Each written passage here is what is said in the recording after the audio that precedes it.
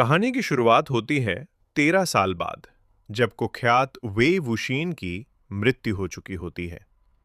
एक युवक मो शुआन्यू निषिद्ध अनुष्ठान करके अपनी आत्मा की बलि देता है और वे वुशीन की आत्मा को अपने शरीर में बुला लेता है। अब वे वुशीन नई पहचान के साथ जीवित हो जाता है। मो परिवार में कई रहस्यमयी और डरावनी घटनाएं हो रही होती हैं। वे वुशीन अपनी पुरानी बुद्धिमानी और आध्यात्मिक ज्ञान का उपयोग करके इन घटनाओं की जांच करता है। उसे धीरे धीरे एहसास होता है कि उसकी वापसी केवल संयोग नहीं है और इसके पीछे एक बड़ी साजिश छिपी है। वे वुशीन अपनी पहचान छिपाते हुए दफान माउंटेन पहुंचता है। वहां कई युवा साधक एक रहस्यमयी दुष्ट आत्मा का सामना कर रहे होते हैं। यहीं उसकी मुलाकात वर्षों बाद लान वांगजी से होती है।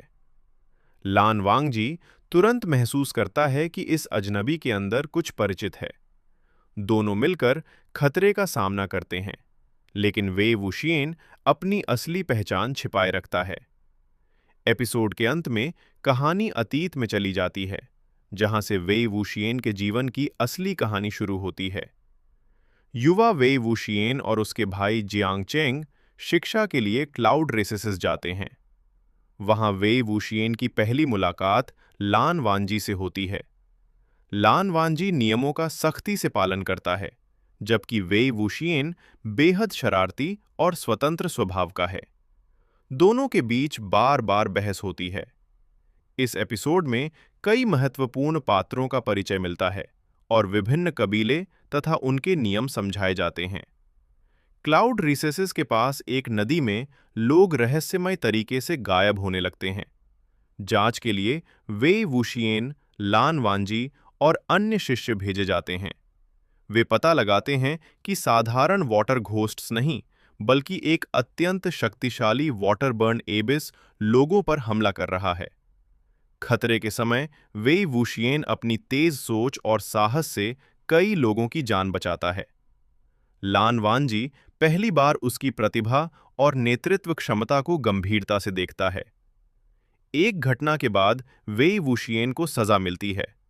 उपचार के दौरान उसकी मुलाकात फिर लान वांजी से होती है। इसी दौरान कई शक्तिशाली लाशें नियंत्रण से बाहर हो जाती हैं। वे वुशियन महसूस करता है कि सामान्य आध्यात्मिक तकनीकें हमेशा पर्याप्त नहीं हैं। यहीं पहली बार उसके मन में डेमोनिक कल्चरेशन का विचार गंभीर रूप से जन्म लेता है। यही निर्णय आगे चलकर उसकी पूरी जिंदगी बदल देता है।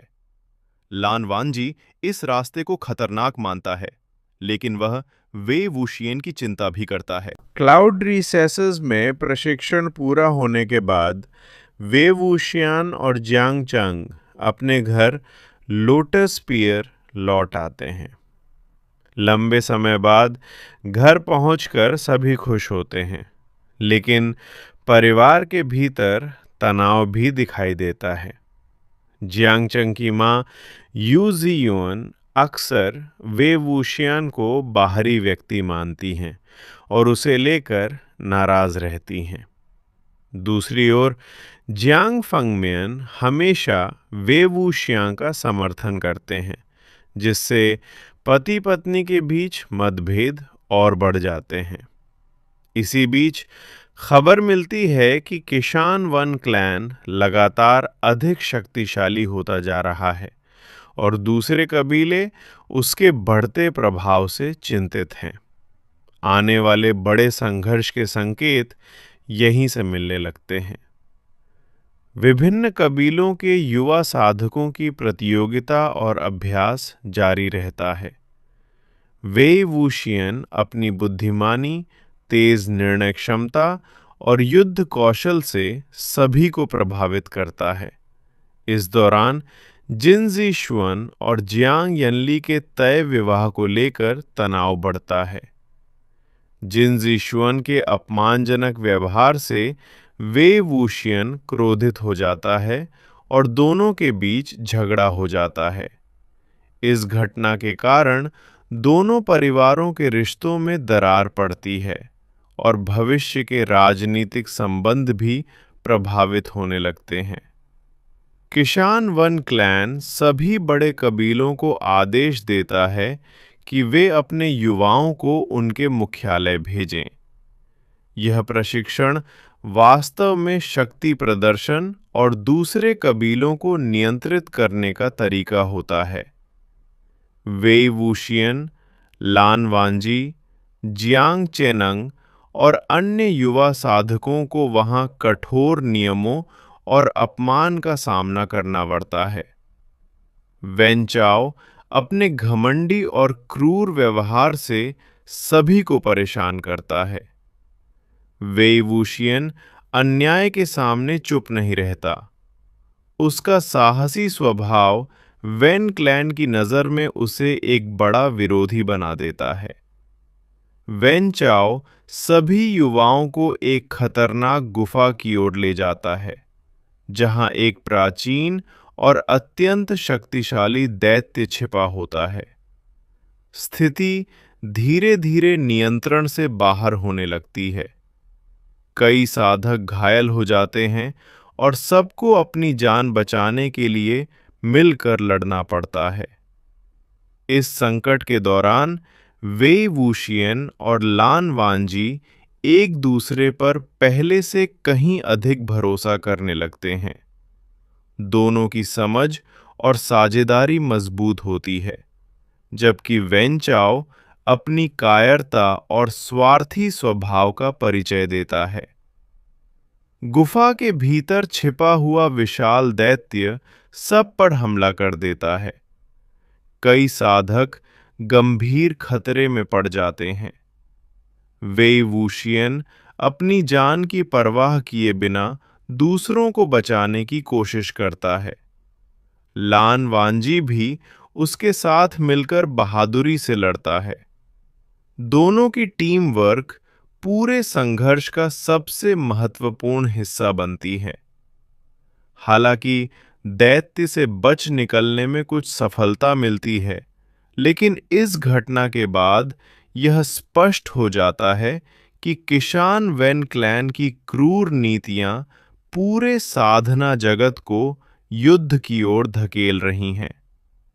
आने वाले एपिसोड में यही संघर्ष एक बड़े युद्ध का रूप लेता है। रहस्यमयी गुफा के अंदर सभी साधक विशाल दैत्य के हमले से अपनी जान बचाने की कोशिश कर रहे होते हैं। वेई वूशियन और लान वांजी मिलकर शांत दिमाग से योजना बनाते हैं ताकि बाकी लोगों को सुरक्षित बाहर निकाला जा सके। लड़ाई के दौरान लान वांजी गंभीर रूप से घायल हो जाता है, लेकिन फिर भी वह अपने साथियों की रक्षा करता रहता है।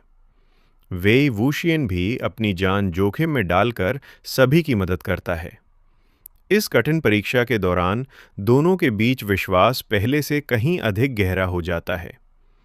दूसरी ओर वेन क्लैन की निर्दयता और स्वार्थ साफ दिखाई देता है, जिससे सभी समझ जाते हैं कि भविष्य में उनसे बड़ा संघर्ष होना तय है। गुफा की घटना के कुछ समय बाद किशान वेन क्लैन अपनी शक्ति का खुला प्रदर्शन शुरू कर देता है। वेन चाओ अपनी सेना के साथ लोटस पियर यानी जियांग क्लैन के मुख्यालय पर हमला कर देता है। हमला अचानक और बेहद विनाशकारी होता है। जियांग क्लैन के कई सदस्य बहादुरी से लड़ते हैं, लेकिन उनकी संख्या कम होने के कारण वे पीछे हटने पर मजबूर हो जाते हैं।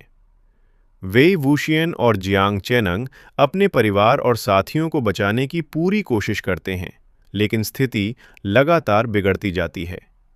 यह घटना पूरी कहानी का एक बड़ा मोड़ साबित होती है। लोटस पियर के पतन के बाद वेई वूशियन और जियांग चेंग किसी तरह अपनी जान बचाकर निकल जाते हैं। दोनों गहरे सदमे में होते हैं, क्योंकि उन्होंने अपना घर, अपने लोग और अपनी सुरक्षित दुनिया खो दी होती है। भागते समय उन्हें लगातार वेन क्लैन के सैनिकों से बचना पड़ता है। दोनों एक दूसरे का सहारा बनकर आगे बढ़ते हैं और बदला लेने की कसम खाते हैं। यह एपिसोड मित्रता, वफादारी और परिवार के लिए किए जाने वाले त्याग को गहराई से दिखाता है। जियांग चेंग गंभीर संकट में फंस जाता है और उसकी साधना शक्ति गोल्डन कोर खो जाती है। बाहर से वह मजबूत बनने की कोशिश करता है, लेकिन अंदर से पूरी तरह टूट चुका होता है। वेई वुशियन अपने भाई जैसी भावना रखने वाले जियांग चैंग को इस हालत में नहीं देख पाता। वह एक ऐसा कठिन निर्णय लेता है जिसके बारे में किसी को भी नहीं बताता। यह निर्णय उसकी पूरी जिंदगी की दिशा बदल देता है।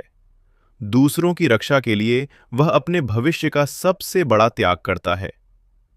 घटनाओं के बाद वेई वुशियन अपने साथियों से अलग हो जाता है और एक अत्यंत खतरनाक स्थान में पहुंच जाता है, जहां जीवित रहना लगभग असंभव माना जाता है।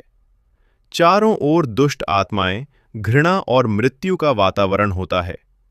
जीवित रहने के लिए उसे ऐसे तरीकों की तलाश करनी पड़ती है जिन्हें सामान्य साधक स्वीकार नहीं करते। यहीं से वेई वुशियन पहली बार उस शक्ति की ओर कदम बढ़ाता है जिसे आगे चलकर डीमोनिक कल्चरेशन कहा जाता है। उसका उद्देश्य बुरा नहीं होता, वह केवल अपने प्रिय लोगों की रक्षा करना चाहता है। लेकिन यह रास्ता उसे धीरे धीरे दुनिया की नजरों में सबसे भयभीत और विवादास्पद व्यक्ति बना देता है। सीजन 1 का अंत।